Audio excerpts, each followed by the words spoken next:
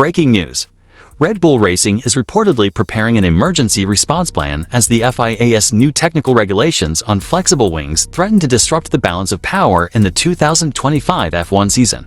The champions are taking no chances, with insiders warning the rule tweak could shake the very foundations of the current grid hierarchy. Meanwhile, Yuki Tsunoda has opened up about his next big goal after a rock-solid debut with Red Bull Racing at the Japanese Grand Prix. Following a performance that turned heads in Suzuka, the Japanese star is now focused on proving he belongs at the front of the pack, not just as a stand-in, but as a long-term contender. Let's discuss, and stay tuned until the end.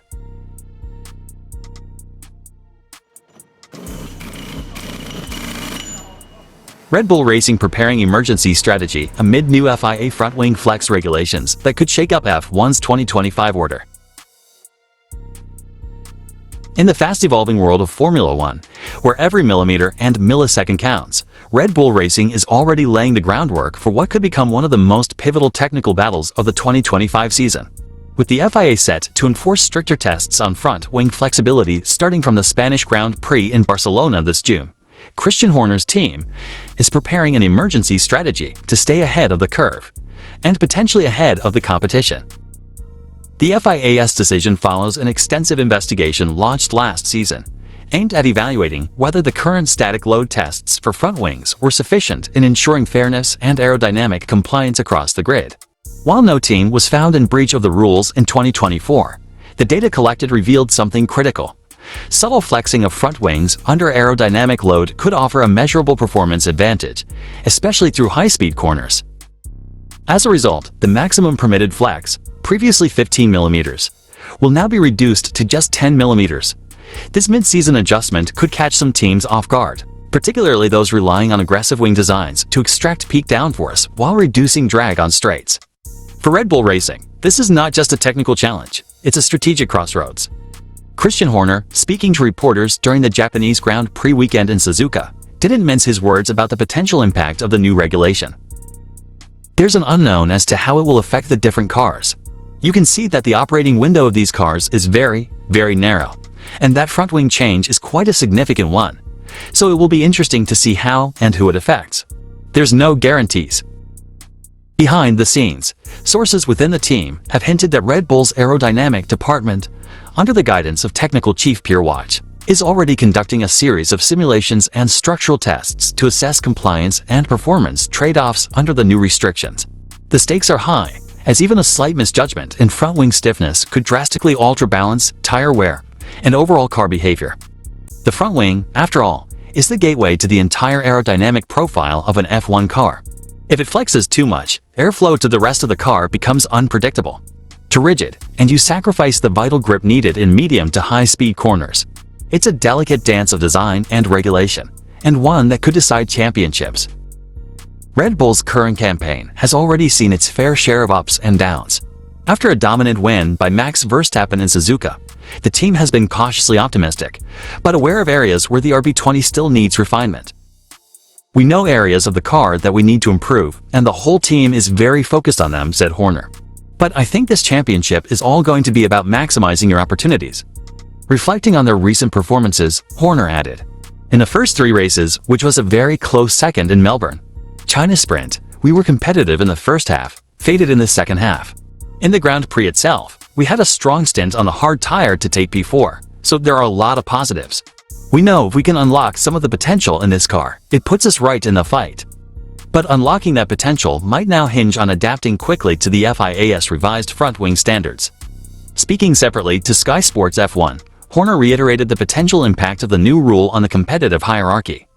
"This championship is a marathon. If last year taught us anything, it's that things can change very quickly. And change they might.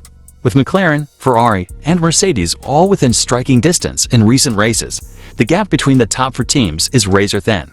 A sudden drop in aerodynamic efficiency due to compliance with new front-wing tests could be the difference between a podium finish and struggling in the midfield.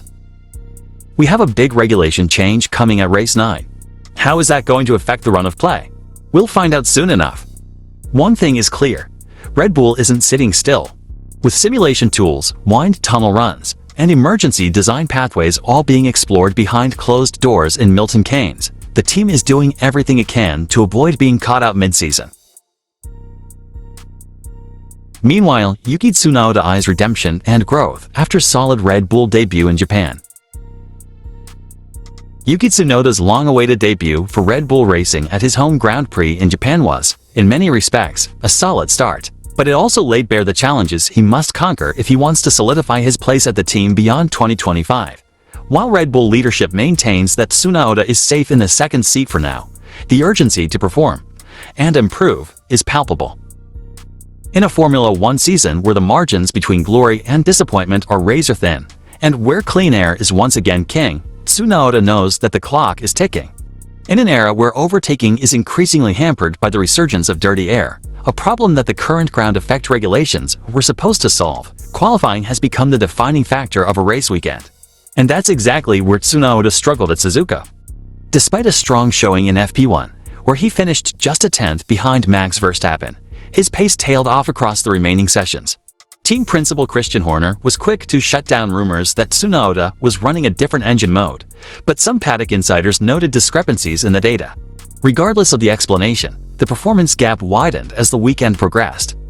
Qualifying saw Tsunoda fall short of Q3, not due to lack of raw pace, but because of two costly errors in Q2, one at the infamous Suzuka chicane and another at Turn 2, where the RB21's nervous rear caught him out. His first flying lap on used softs wasn't quick enough, which meant his second attempt needed to be perfect. It wasn't. That stumble left him mired outside the top 10 for Sunday's race, on a day where overtaking was near impossible unless you were a full second per lap quicker than the car ahead. Tsunoda's current job description isn't to beat Verstappen, it's to be a consistent and strategic number 2. That means bringing home points, disrupting the strategies of rival teams, and being close enough to the action to offer Red Bull tactical flexibility. At Suzuka, he wasn't quite able to do that. His predecessor, Liam Lawson, never managed to reach Q3 in the Red Bull, and even the late-stage Sergio Perez struggled at times. Tsunoda, by contrast, looks to have the raw ingredients, but they need refining fast. In Japan, McLaren came dangerously close to splitting their strategy to threaten Verstappen's lead.